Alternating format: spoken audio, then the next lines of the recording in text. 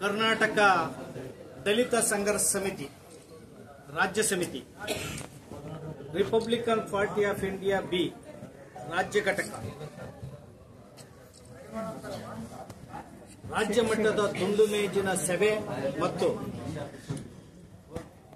ಒಳ ಮೀಸಲಾತಿ ಹೋರಾಟಗಾರರಿಗೆ ಅಭಿನಂದನೆ ಮತ್ತು ಪರಿಶಿಷ್ಟ ಜಾತಿಗಳ ಐಕ್ಯತಾ ಜಾಗೃತಿ ಸಮಾವೇಶ ಈ ದಿನ ನಾವು ಅತ್ಯಂತ ಯಶಸ್ವಿಯಾಗಿ ಬೆಳಿಗ್ಗೆಯಿಂದ ಇಡೀ ಒಂದು ದಿನದ ಕಾರ್ಯಕ್ರಮವನ್ನು ನಾವು ಮಾಡಿದ್ದೇವೆ. ಈ ಕಾರ್ಯಕ್ರಮದಲ್ಲಿ ಈ ಒಂದು ಸಮಾವೇಶದಲ್ಲಿ 5 ನಿರ್ಣಯಗಳು ಅತ್ಯಂತ ಮುಖ್ಯವಾದಂಥ ನಿರ್ಣಯಗಳು ಅಂಗೀಕಾರ ಆಗಿದೆ. ಪರಿಶಿಷ್ಟ ಜಾತಿಗಳ ಒಳ ಮೀಸಲಾತಿ ವರ್ಗೀಕರಣದ ವಿಚಾರದಲ್ಲಿ ಸುಪ್ರೀಂ ಕೋರ್ಟ್ ಆದೇಶವನ್ನ ಏನು ಐತಿಹಾಸಿಕ ಸುಪ್ರೀಂ ಕೋರ್ಟ್ ಆದೇಶ ಕೊಡ್ತು, ಆ ಆದೇಶ ಕೊಟ್ಟಂತ ಮಾನವೀಯ ನ್ಯಾಯಾಧೀಶರನ್ನ ಅಭಿನಂದನೆ ಮಾಡಿದ್ದೇವೆ. ಎರಡನೇದಾಗಿ ಅತ್ಯಂತ ವೈಜ್ಞಾನಿಕವಾಗಿ ವರದಿಯನ್ನ ಸಲ್ಲಿಸಿದಂತ ಜಸ್ಟಿಸ್ ನಾಗಮೋಹನ್ ದಾಸ್ ರವರನ್ನ ಅಭಿನಂದನೆ ಮಾಡಿದ್ದೇವೆ.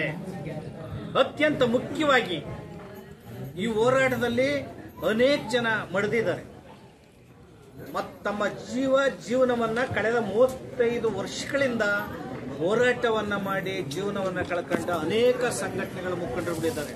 ಅವರಿಗೆ ನಾನು ಹೃದಯಪೂರ್ವಕವಾಗಿ ಅವ್ರಿಗೆ ಅಭಿನಂದನೆಗಳನ್ನ ಹೇಳ್ತೇನೆ ಮತ್ತು ತೀರೋಗಿರೋರಿಗೆ ನಮನಗಳನ್ನ ಈ ಸಂದರ್ಭದಲ್ಲಿ ನಾವು ಸಲ್ಲಿಸ್ತಾ ಇದ್ದೇವೆ.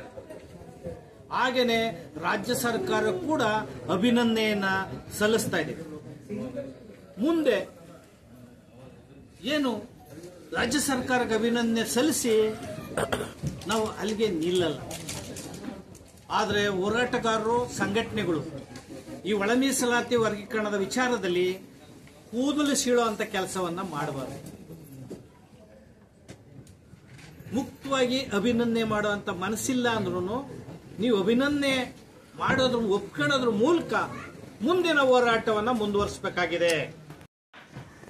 ನೆತ್ತಿಗೆ ಏರಿಸಿ ಈ ದೇಶವನ್ನು ಹೊಡಿತಾ ಇದ್ದಾವೆ. ಈ ಹುನ್ನಾರವನ್ನ ಅರ್ಥ ಮಾಡ್ಕೋಬೇಕಾಗಿದೆ.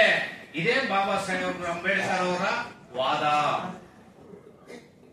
ಬಾಬಾ ಸಾಹೇಬ್ ಅಂಬೇಡ್ಕರ್ ಅವರ ಕನಸು, ಜಗಜೀವನ್ ರಾಮ್ ಅವರ ಕನಸು, ಬುದ್ಧನ ಕನಸು, ಪೆರಿಯಾರ್ ಅವರ ಕನಸು, ನಾರಾಯಣ ಗುರು, ಸೂಫಿ, ಸವಿತಾ, ಸಾಹು, ಮಹಾರಾಜು, ಕನಕ, ಕಬೀರರ ಕನಸು. ಈ ಕನಸೆಲ್ಲನೂ ಕೂಡ ಸಾಕಾರ ಆಗಬೇಕಂದ್ರೆ ನಾವೆಲ್ಲನೂ ಒಗ್ಗಟ್ಟಾಗಬೇಕಾಗಿದೆ. ಅದಕ್ಕೋಸ್ಕರ ವೇದಿಕೆಯಲ್ಲಿ ಇರ್ತಕ್ಕಂಥ ಮುಖಂಡರುಗಳು, ನೀವು ಇಲ್ಲಿರ್ತಕ್ಕಂಥ ಅನೇಕ ತಾಲೂಕುಗಳಿಗೆ ಬಂದಿದ್ದಂತ ಮುಖಂಡರುಗಳು ಏನಿದ್ದೀರಿ, ನೀವು ಹೋರಾಟವನ್ನ ಮಾಡಬೇಕಾಗಿದೆ. ಪರಿಶಿಷ್ಟ ಜಾತಿಗಳ ಐಕ್ಯತೆಗೋಸ್ಕರ ಇವತ್ತಿನಿಂದ 1 ವರ್ಷಗಳ ಕಾಲ ಇಡೀ ರಾಜ್ಯಾದ್ಯಂತ ಪ್ರತಿ ಜಿಲ್ಲೆ ತಾಲೂಕುಗಳಲ್ಲಿ ಪರಿಶಿಷ್ಟ ಜಾತಿಗಳ ಐಕ್ಯತೆ ಅಭಿಯಾನ ಕಾರ್ಯಕ್ರಮವನ್ನ ನಾವು ಹಮ್ಮಿಕೊಳ್ತೇವೆ. ಆ ಕಾರ್ಯಕ್ರಮವನ್ನು ಇವತ್ತು ಉದ್ಘಾಟನೆ ಮಾಡಿದ್ದೇವೆ. ಈ ಸಮಾಜ ಏನಾದ್ರು ಒಗ್ಗಟ್ಟಾದ್ರೆ, ಪರಿಶಿಷ್ಟ ಜಾತಿಯ ಸಮಾಜ ಒಗ್ಗಟ್ಟಾದ್ರೆ ಅಲ್ಪಸಂಖ್ಯಾತ ಸಮಾಜಗಳು ನಿಮ್ ಜೊತೆ ಬರ್ತವೆ.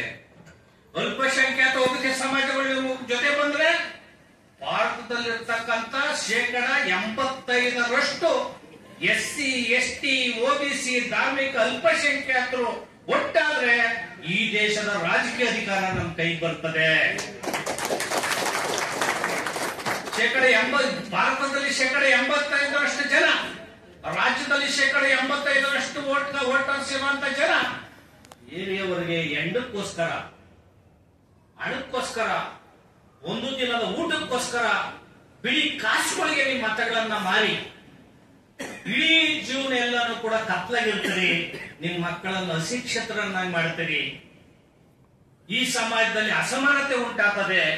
ಇವತ್ತು ಅಸಮಾನತೆ ಹಾಗೆ ಮುಂದುವರಿತದೆ.